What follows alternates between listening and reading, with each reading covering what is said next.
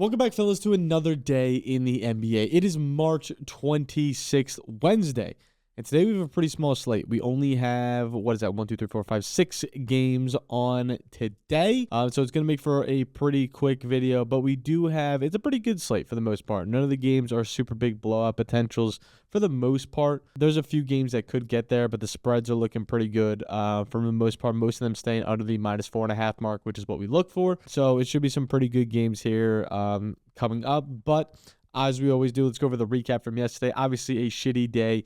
0-3 is not where you want to be, but things didn't bounce our way. It was a bad read on the Evan Mobley play, but for the other two, it is really tough when Trae Young starts out super high in the first half and then just absolutely fizzles down and just does nothing in the second half. Virtually nothing. 13 points in the first half, finishes with 19. 5 points the entire second half is just horrific. As well as Jalen Duren just decided not to wake up today, or yesterday. So today we're going to bounce back, though. Not really worried about it. We're coming off a pretty good week over the past week here. So let's waste no time and hop straight into the slate for today. Starting with the Washington Wizards versus the Philadelphia 76ers. It is a 3-point spread here. I think I'm going to take the Wizards here.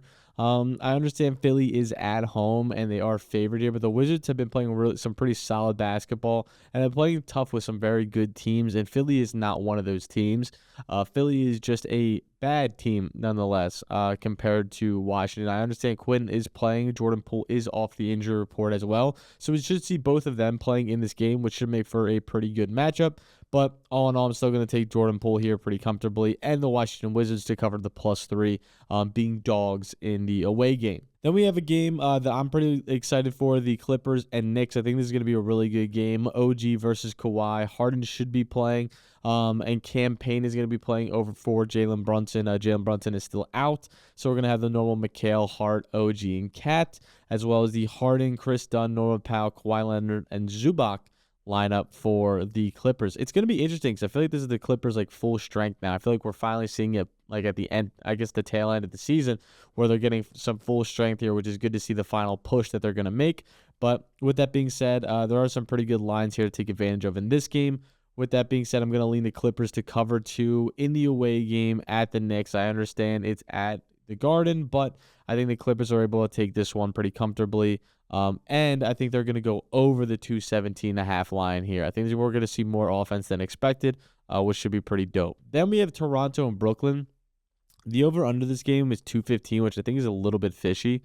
I would like to lean the over there, but Brooklyn is going to be 1.5 favorites here. I like Toronto to cover. Obviously, Scotty and RJ Barrett are both off the injury report, which is obviously great to see for Toronto. I think those two can hold it down pretty well against Brooklyn, as Brooklyn really just doesn't have many, I guess you could say, volume shooters in the sense outside of D'Angelo Russell right now. So I'm going to lean with Toronto to cover here over Brooklyn at -1.5. So it's pretty much a pick 'em. I'm going to take Toronto there in the away team. Wow, we're taking a lot of dogs today. Oh, I missed the Lakers and Pacers. Lakers and Pacers. That's going to be obviously a great game. 1.5 spread there. I'm taking the Lakers -1.5. No questions asked. I think it goes under the 235.5 line, but I think it's a good game. With that being said, LeBron is a great matchup here. Luka also is a very good matchup, but Luka with LeBron has been like a really back and forth, so it's kind of hard to predict. Austin Reeves, though, has looked really good as of recently, and I think he's going to continue to roll here as well. Dorian Finney-Smith is now bumped up from the 4 to the 3. LeBron is now playing the 4, just for people to note. And Jackson Hayes obviously is going to take away the 5 there. I'm going to lean the Lakers there, -1.5 pretty comfortably. Then we have Milwaukee versus Denver. Obviously, Milwaukee losing the heartbreaker 2 games ago, or 1 game ago, 2 days ago, to Phoenix, losing on that last-second jump shot. But obviously should be an interesting matchup here. No Damian Lillard out indefinitely with blood clots, so that is interesting in and of itself. Hope he gets better. But for the most part, I'm going to lean Jamal Murray and the gang here for Denver to cover the -4.5 mark.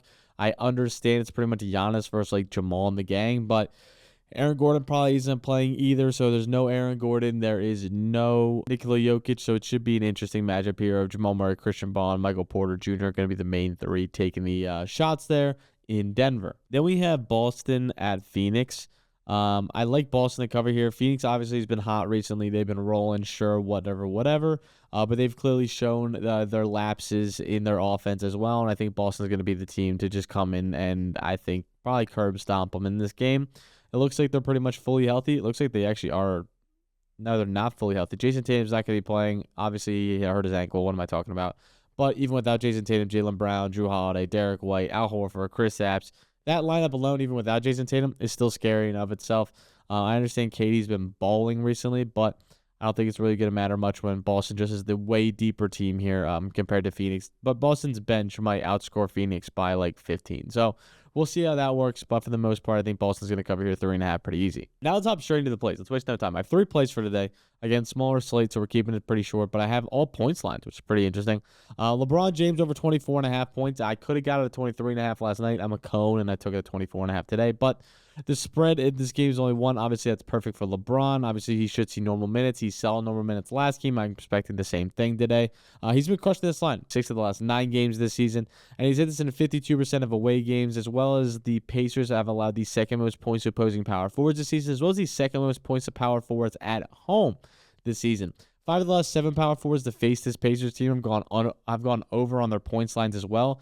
And with Luka, he's gone over this line at 55% of games, and he's averaging over 25 points per game on over 19 field goal attempts.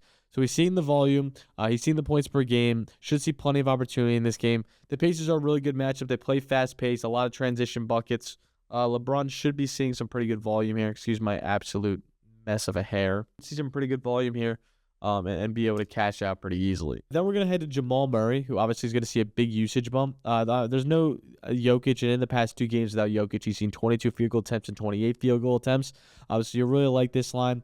Without Jokic, and there's probably going to be no Aaron Gordon. It's going to open up offensive work entirely for Jamal. I think he's going to see another very high volume game. Replacing Jokic with DeAndre Jordan, you're going to see a ton of usage just freed up in general. DeAndre Jordan obviously is not an offensive threat like Jokic is, as well as he's nowhere near the talent. So they're probably going to run mainly through Jamal Murray here. And Milwaukee allows the most points to opposing point guards this season, as well as the most points to opposing point guards in away games, as well as the 8th most points in the past 10 games to opposing point guards.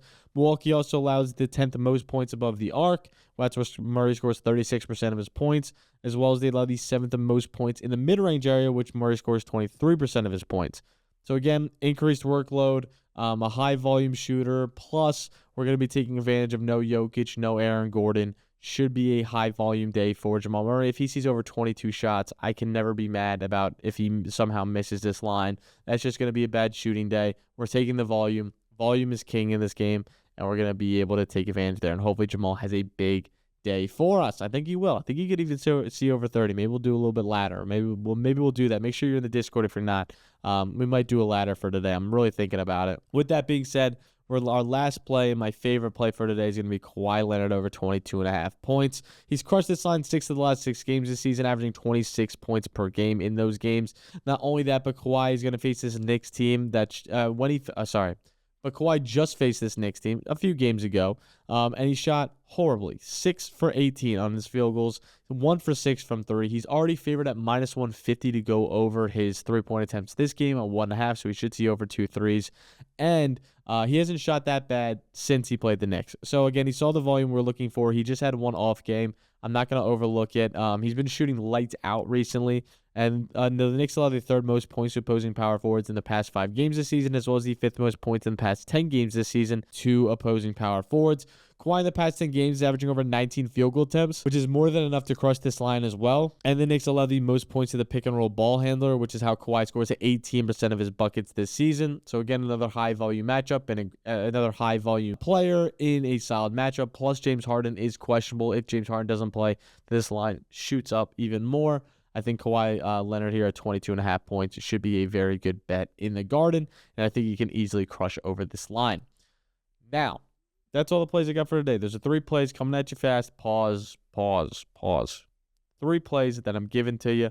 Hopefully, we can bounce back in a pretty big way today, and we should be able to cash out these 3 points line plays. Let me know what you guys are taking in the comments below. I'll let you know what I'm going to be tailing out of you guys, and we'll see you guys tomorrow. Okay, you guys next time. Peace.